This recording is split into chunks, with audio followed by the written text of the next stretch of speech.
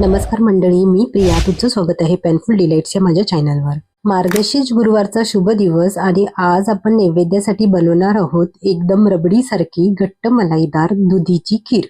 पण आजची खीर ही थोडी खास आहे कारण यामध्ये आपण टाकणार आहोत एक गुपित पदार्थ, ज्यामुळे खीरचे टेक्स्चर अगदी रबडी सारखे छान दाट होते आणि चवही दुप्पट खुलते. देवी समोर अर्पण करायला योग्य, शुद्ध, सणासुदीची आणि अतिशय स्वादिष्ट अशी ही खास खीर आज मी तुम्हाला अगदी सोप्या पद्धतीने दाखवणार आहे.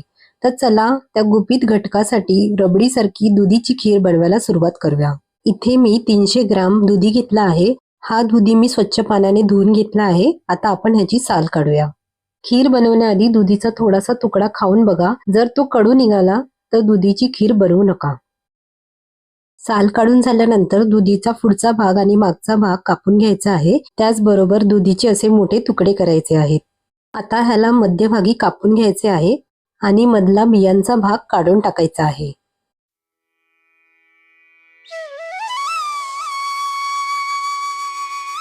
अशा प्रकारे बियांचा हा भाग काढून टाकायचा आहे. दुधीमध्ये व्हिटॅमिन ए मुबलक प्रमाणात असते, त्यामुळे ते डोळ्यासाठी फायदेशीर आहे. दुधीमुळे पचन सुधारते कारण त्यामध्ये फायबर जास्त असते.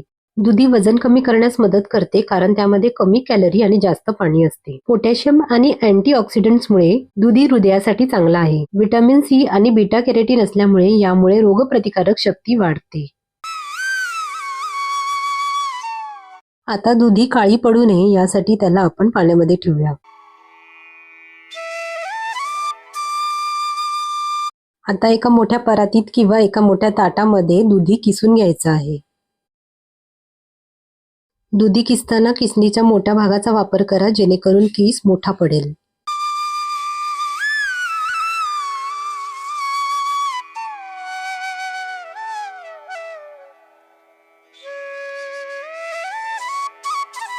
आता हे बघा, एका तुकड्याचा किस झाला आहे. आता आपण सर्व तुकडे असेच किसून घेऊया.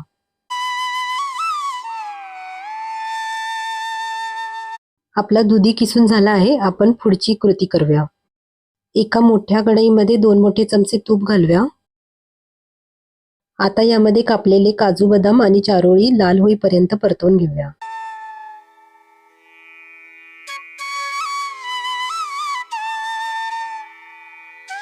आता हे ड्रायफ्रूट चांगले परतवून झाले आहे. यामध्ये आपण मनुके घालूया. मनुके शेवटी घालायचे आहेत कारण ते लवकर भाजले जातात. आता हे आपले ड्रायफ्रुट्स भाजून झाले आहे. आपण त्याला एका प्लेटमध्ये काढूया.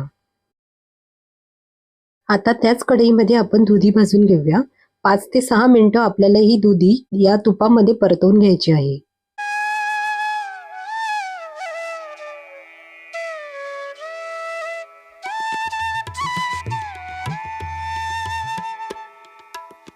आता 5 मिनिटांनंतर यामध्ये आपण एक मोठा चमचा तूप घालूया जेणेकरून दुधी चांगली भाजली जाईल.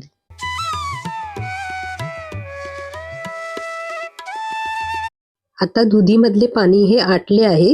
त्याचबरोबर दुधी चांगली शिजलेली आहे.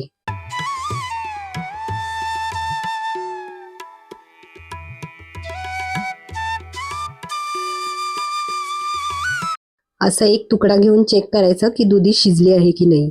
दुधी थोडी नरम झाली म्हणजे ती शिजली आहे. आता यामध्ये आपण अर्धा लिटर दूध घालूया. आता हे मिश्रण एकजीव करूया.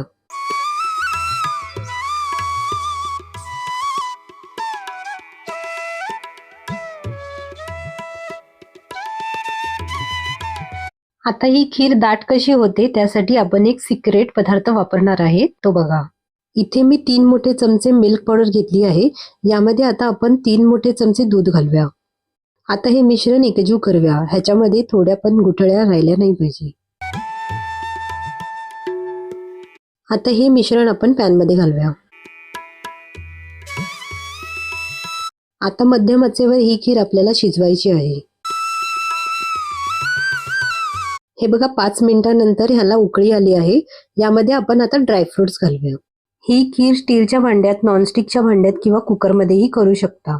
पण ही खीर लोखंडी भांड्यामध्ये करू नका कारण दुधीमध्ये पाणी आणि ऍसिडिटीचे प्रमाण जास्त असते. लोखंडी भांड्यामध्ये ही खीर केल्यामुळे ह्याचा रंग काळपट होऊ शकतो.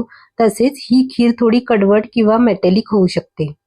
आता यामध्ये थोडे केसर घालूया. केसर हे लक्ष्मीला खूप प्रिय आहे. जर तुम्ही नैवेद्य बनवत असाल तर केसर हे आवर्जून वापरा. आता यामध्ये चवीनुसार साखर घालूया. आता साखर घातल्यामुळे ही खीर थोडी पातळ होईल, पण जेव्हा ही खीर थंड होईल तेव्हा ही रबडीसारखी लागते. मी इथे चवीनुसार अजून साखर वापरली आहे.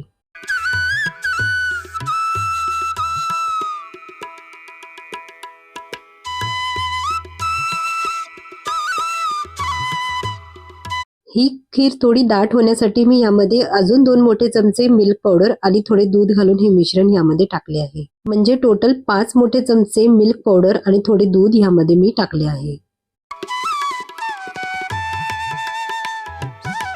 आता ही दुधीची खीर तयार झाली आहे. आपण त्याला सर्व करूया. तर मंडळी, अशी अगदी सोपी, पौष्टिक आणि एकदम चविष्ट अशी दुधीची खीर तयार आहे. मार्गशीर्ष गुरुवारचा नैवेद्य असो किंवा कोणताही सण उत्सव, ही खीर नेहमीच घरच्यांचे मन जिंकते.